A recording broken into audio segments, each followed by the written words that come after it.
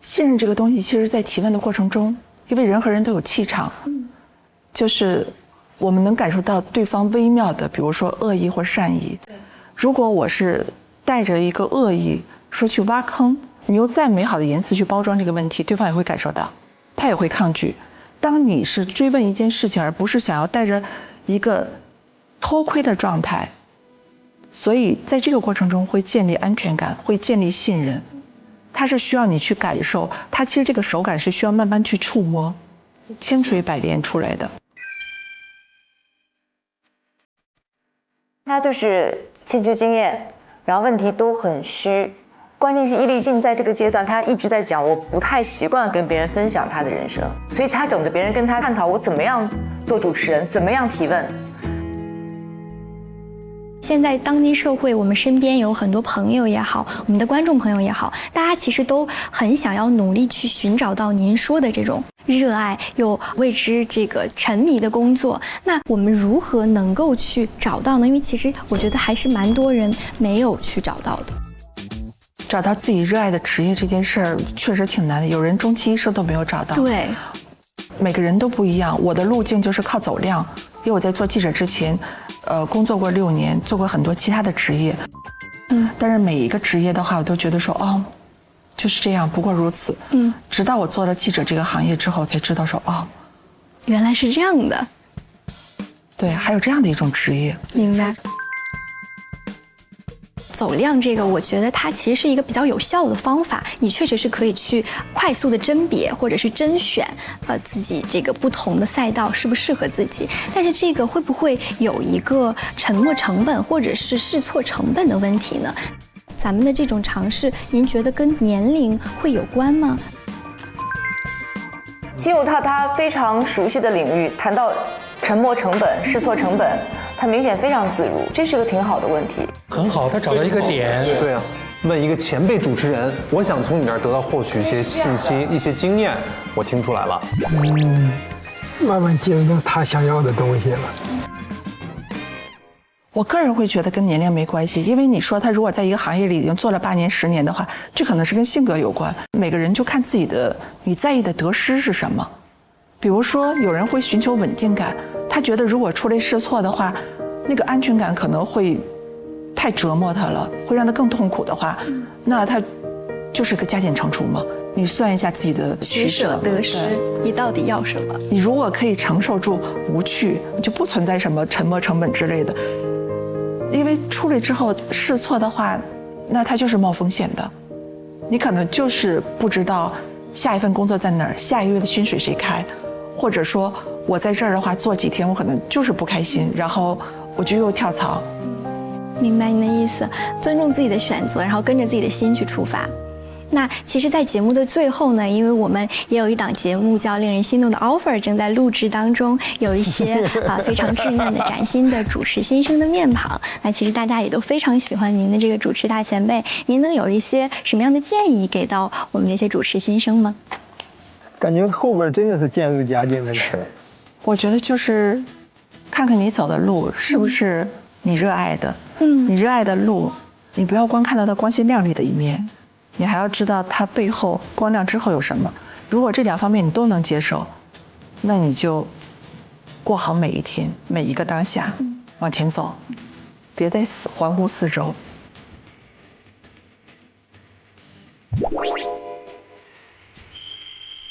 我还是有一些就超乎我的预期。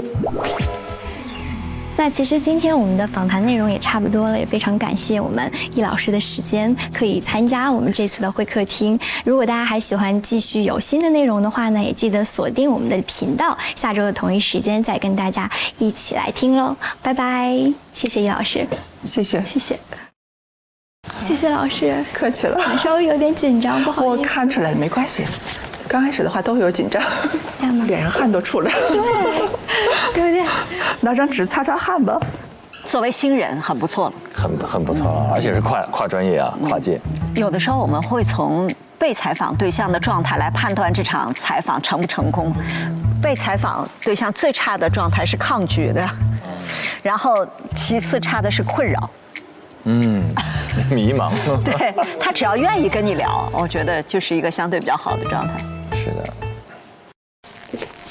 怎么办？现在是不是整场垮掉？挺好的，我觉得好尴尬。说实话，一点不怯，就是很厉害的事情了。就是好尬呀！就是我在想，是不是我提出问题有问题？但是其实我觉得我选的都是一些比较基本的一些问题，可能也没有太那个。没有很好，我觉得有碰撞才会有亮点看头。我觉得整体挺好的。它结束了，去看一下。对，我把头发梳完了。他给我满头大汗，巨尴尬。对，太热了那个地方。就是很热。可能也有可能是我自己，就是到最后压力会比较大。我觉得没有特别轻松。就我的妈呀！没事儿，结束了，完成了。怎么了？哦，我以为你搞完了。我还没到我，特紧张。程朗，到最紧张的程朗。我觉得他都快吓晕倒了。他最后一个压力太大。对啊，我觉得如果是我的话，我可能已经晕厥在这里了。这小男孩要碎掉了。我觉得他此刻需要认真准备。我觉得他需要独处。对。确实，别人都考完试了，然后你要去考的那个瞬间是最紧张，而且所有人都特别轻松在门口，形成一种反向压力。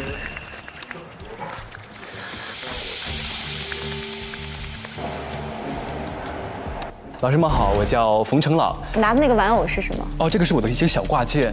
我平时生活压力，如果有一些面试压力或者其他的压力的话，我就会弹一会儿琴，唱一会儿歌这样。你就是我的小星星，它先做去日落。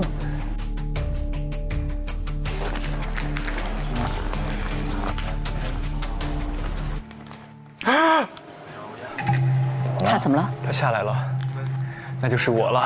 你是要充能吗？击个掌。耶！加油！加油！加油！加油！加油！加油！看你们了，全组的希望！加油！加油！哦，加油！加油，朗子，相信自己。没问题，程朗。朗子来了，走吧。走了。放一台阶。等到最后一个不紧张了吧？等到最后更紧张了，已经。为什么？不知道。叶老师，这是我们今天的最后一位实习生。你好，我们刚才见过面了。对，刚才见过面。您吃过了吗？我吃过了。要不要吃点东西？因为我怕待会儿我们可能这个头脑风暴的时候吃点东西的话转得更快。看来你还准备了一些很尖锐的问题是吗？没有，因为我也想吃，刚好我们可以一块尝一下。好好，很松弛。这是缓解紧张的手段吗？没有。你不紧张是吗？刚好。哇，这么松弛，还得吃东西。他刚才问易老师有没有吃晚饭，然后给易老师点零食。和他之前的紧张形成强烈的反差。其实我上来之前挺紧张的，但是我上来之后我就觉得也没什么可紧张的。因为我是最后一个嘛，因为我有充足的时间去准备我的一个采访提纲，但我觉得，其实我现在更想去把我的采访提纲扔掉，然后我们做一个就是简单的聊天吧，就是与其说是一个访谈。为什么你不满意你的采访提纲？一部分吧，但我觉得我更想的是我用当下现在最真实的状态，我不想想这篇稿子，我就想跟你聊天，而不是说我去问你问题、采访你，然后从你这儿获得我可能曾经听过的答案。所以我现在决定把这稿子放下，然后我们就这样开始聊。冯程朗，我们可以开始了啊！3、2、1，好，说话。嘿，易老师您好。你好，很高兴又再一次的见到你。这种松弛很宝贵。为什么是再一次呢？来，请坐，请坐，请坐。因为其实，在去年年底的时候，我非常有幸参加到了一档综艺的录制。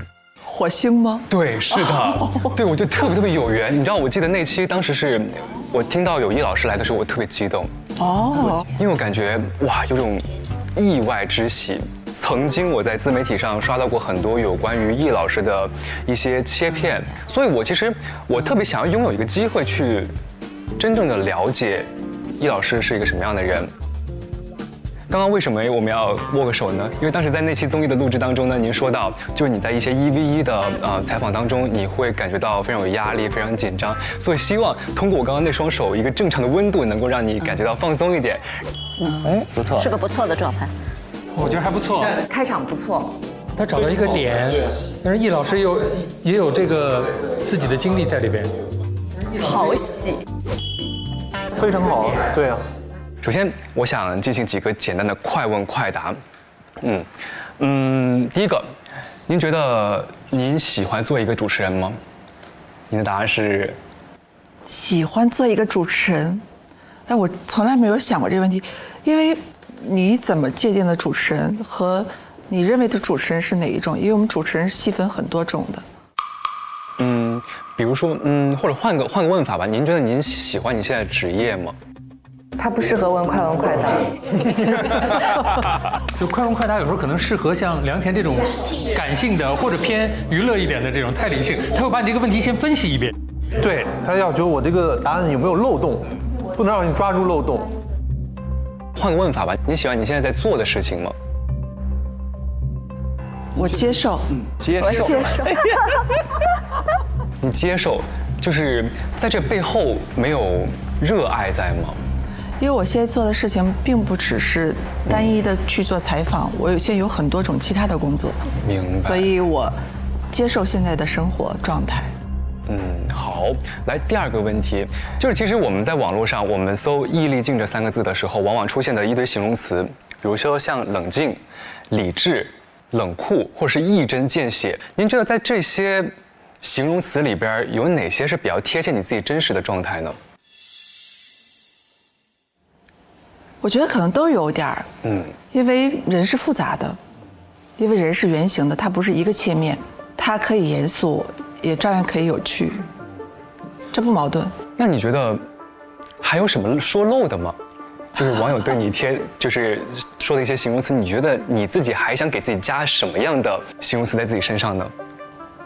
其实人是不太了解自己的，人了解自己是很难的。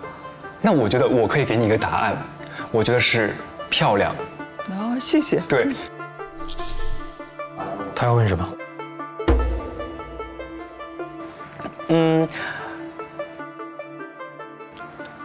我想知道的一个问题就是，你觉得自己漂亮吗？其实这个问题如果后边没有后续的，挺冒犯。当然很冒犯了。我应该是活得漂亮，干得漂亮。我觉得谁都可以漂亮，谁都会有漂亮的瞬间，而且它和长相没什么关系。当然，我们看怎么定义，因为我们有的时候在沟通的时候会说我们的对于这个词语有没有达成统一的认知和定义，这才是继续下边话题的一个很重要的前提。就是因为人和人之间是不一样，每个个体的话，对于一些词汇、对于一些事情的认知是不一样。我们要达成统一的概念，再往下聊，会更有效一些。比如说漂亮，那你指的漂亮是外在的还是内在的，还是生命的姿态？或者您能不能跟我分享一张您觉得特别漂亮的一张照片？我觉得易老师现在已经明确地说，我们两个都没有达成一个基本共识，你到底要表达什么？他们的主题是什么？是主持和热爱是吗？关键词2个，一个是主持人，对啊，另外一个自己选择一个，他们自己选，自己做一个。他选择是漂亮是吗？我不是很清楚，但我感觉他似乎在用漂亮。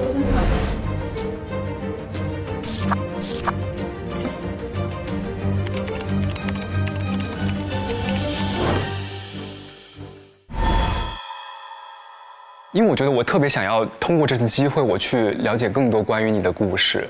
对，其实我特别想看到你过往一张你觉得你特别满意、觉得特别漂亮的一张照片。这要怎么呈现给他呢？拿出手机来给他找吗？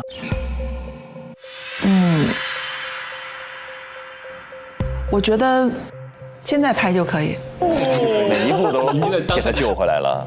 您觉得当下这个瞬间很漂亮是吗？是的，因为我在工作中，我会欣赏我自己在工作中，或者叫我接受我自己在工作中的样子。明白。其实，漂亮这个词儿，在你作为主持人这么一长段时间里边，您觉得它会给你带来困扰吗？ Oh no！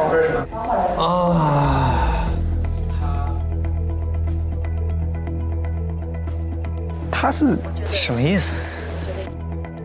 你想说有容貌焦虑吗？是吗？我都心疼易立竞了，不可以这样，我觉得。为什么揪着一个这么专业的媒体人玩命问人家外貌的事情呢？我觉得易立竞困扰了。我在出镜之后的话，没有考虑过这个问题，因为我知道我在做什么。我在做的是采访，我要输出的是内容。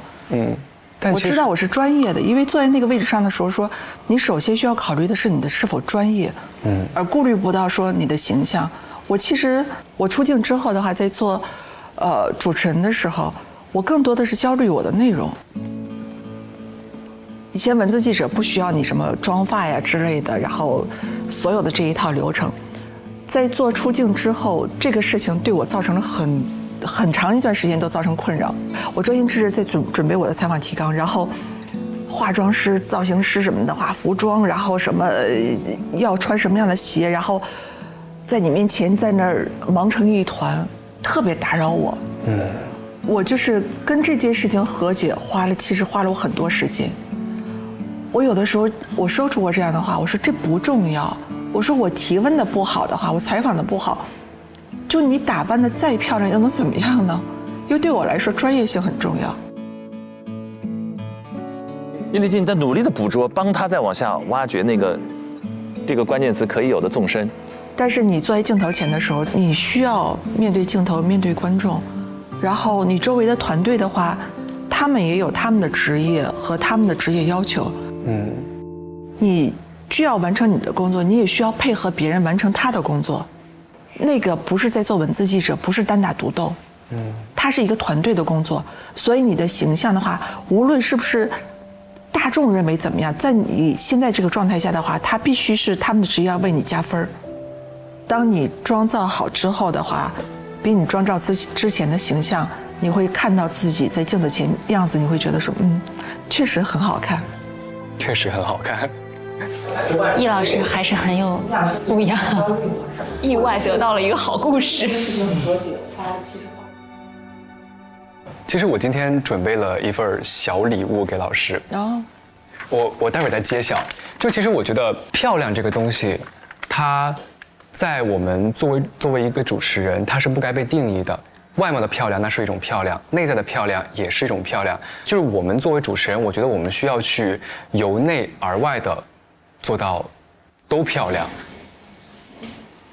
我实际觉得他最后是想绕到他现在所讲的这段话来。对，但是他整个过程是不好的，完全跑偏了的。他没有任何的恶意，就是他就是太年轻了。然后我今天呢，其实我画了一幅很简单的画送给老师。你自己画的？对，是的，就可能有点简单。这儿童画很可爱啊。对，就是我只会画儿童画，然后我已经非常努力的把就是我想象中老师的样子画出来了。对，这个是我蓝色衣服，然后我现在的一个状态就是哇，我特别崇拜，然后感觉自己特别想要去见的人现在出现在眼前，然后这位是您。对，然后我今天这个主题其实是一个漂亮的主持人。对，我是觉得您是真的漂亮，就不仅是外貌上的漂亮，包括您热爱生活，您对你的生活很满意，你所有的内在、你的生命力、你的生活态度，都让我觉得，哇，这个人真的好漂亮，就跟我想象中的一模一样。谢谢。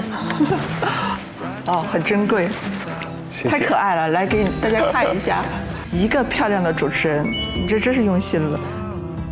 我也特别感谢您，就是今天能在这里跟我分享一些关于你在做主持人的一些心路历程，我觉得那也是一个非常漂亮的故事。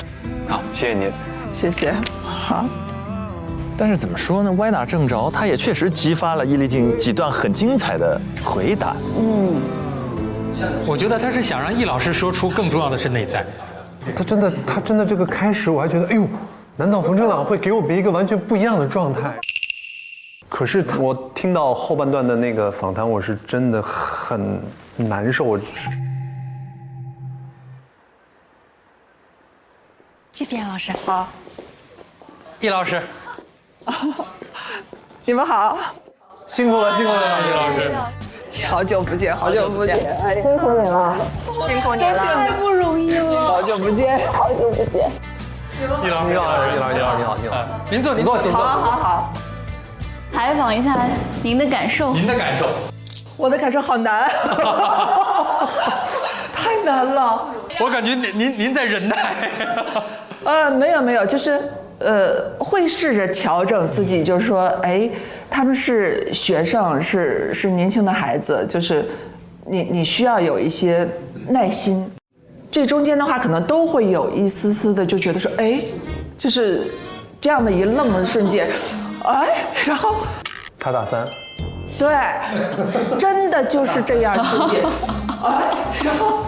但是就是稍微又回来，就是他大3，我就一直在提醒自己，你知道这因为我的累就在于说，我一直在提醒自己说，他大3，然后他新人，然后他那个什么，他在努力了。我觉得他们几个是用了不同的路径，就是在跟我建立连接。相对来说，就是这3个人里边，你觉得相对来说谁好一点？我觉得从整个场能力，反倒是冯成朗，他其实一直在试图做的是那种连接，然后他只是不知道那个度在哪儿。对，分寸感不好。对，他那个度不知道在哪儿。他的内容里头的话，他内容是错的，方向是错的，但是他的那个情绪和他想要链接的那个主题，它的完整性，和他试图去找到的那些情绪的东西，它是完整的，在我感受到。就是标准不一样。我在面对他们仨的时候，我就在想说，这个时间段内，然后说哪个能调，哪个能调到能调哪方面。我其实想的是这个问题。理解。对。谢谢，辛苦了。谢谢易老师。张希老师和白雪老师说啊，我们都对易静老师发生了改观。刷短视频刷多了。我都是看您长篇节目的。好难，你们更难了。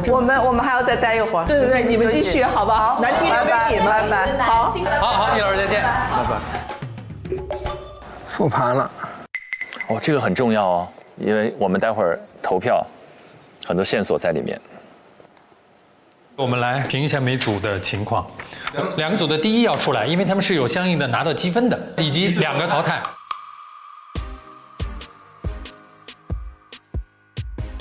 从新闻开始，第一组是王玉和王韵林他们2个人，王玉和王韵林都有亮点，我都能记得下来。就王韵林她的整个表情管理啊，然后形象啊，各方面都很有经验。王韵林语流都很顺畅，然后王玉她其实是挺有掌控感的。那么对。同时呢，老主任刚才也提出了，其实我们从平台方和我们的监管方，我觉得你家也不错。他从心理角度反过来想，那很多小孩做成人打扮，这角度非常好。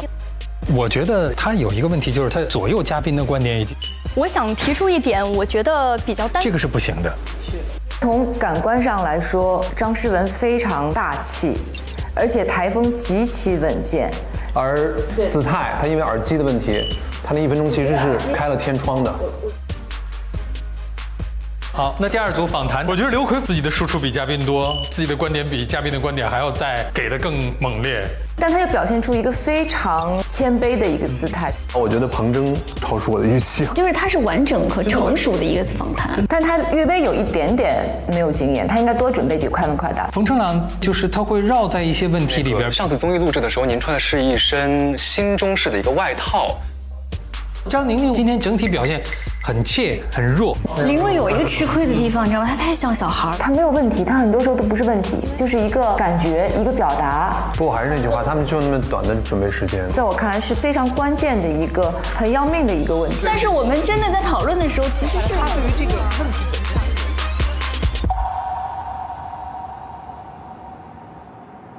先简单聊一聊我们刚才看到的这一趴对伊丽静老师的采访，3位实习生的表现，好不好？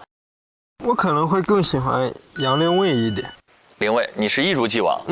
凌卫可能相对来说他紧张一点，但我跟他采访，但是我大概能知道他在想问我啥，或者他想通过我这知道啥得到啥，可能他对我来说更明确一点，这是我的感受。我可能也和志胜哥的想法差不多吧。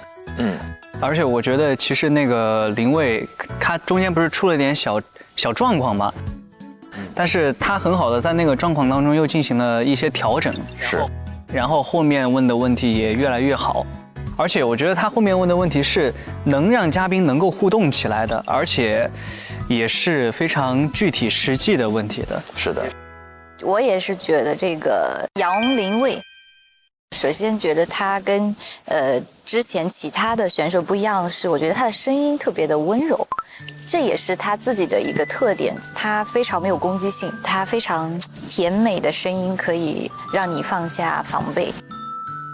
然后确实是刘奎和这个程朗，他们两个会陷在自己的这个执着的这个概念词里面被框住、禁锢住了，就是会有一些生硬。子琪呢？我觉得其实我挺喜欢刘奎的感觉，松弛感。对他的就是大大咧咧，然后很单纯的那个感觉。但是他在做这个采访的时候吧，给我的感觉就是他被采访束缚住了，太用劲了，太用力了，是有眉毛都在用力，全脸。对，我觉得可能出发的那个位置不一样，有点。但是我觉得他如果改变了这个观念，可能会更好一点。对，就能调回来。我其实同意你的说法，我觉得刘奎是有潜力的。因为大家都是新人嘛。对。所以多看2遍自己的访谈，我觉得会有改变。有潜力。确实，他是有好奇心的，而且他能记住很多的细节，像他给伊丽静老师泡了茶那些的，都是很拉近好感的。今天我们得先做出我们的职责，我们要做出推理，2组各自第1名是谁？我们需要一个答案，一个名字。我觉得我们是不是达成一致了？已经一致了。我们先从近的开始，好不好？人物访谈组5位，大家觉得谁拔得头筹？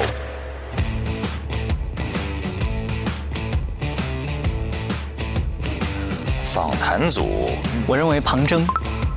庞征真不错，候选人庞征，就是那个旁观者清。旁观者清，第1名确实是庞征。对，有没有人对庞征构成挑战？我觉得林蔚可能稍微有点挑战，但没挑战下来。但庞征就像全林老师刚刚说了一样，已经可以是上班了。行，那这组我们先来投票吧。觉得庞征是这一组第1名的，请举手。6票，全票通过。好了，那然后是第1组新闻播报组，这组稍微有些久远，我们可以回忆一下。我选诗文，我也是，我非常坚定的选择加一。哇，诗文真的棒，大局风范，他没有什么失误，而且一直在带着猴子态，然后叫3个方向上都稳妥，还有领导力，有现场的控制力可是单独播的这位雨佳，其实前半段表现得非常好，但是有一个小小的瑕疵在提问的环节。那这一轮我们也完成投票，我们认为播报组是第1名的张诗文，请举手。呵，又是全票通过。咱们现在加油团真是坎坎的整齐，就是我们是一个团结团。那接下来我们选举一位，推选一位，好不好？哪位在我们的名字上盖上印章？李沁是不是我们的飞行嘉宾？是的，是的。既然是飞行嘉宾，我们让李沁来投上这一票。很荣幸第1期就加入大家。然后 ，OK。漂亮，好了，那接下来我们一起走入今天的最后一段 VCR， 看一看最终的导师选择结果。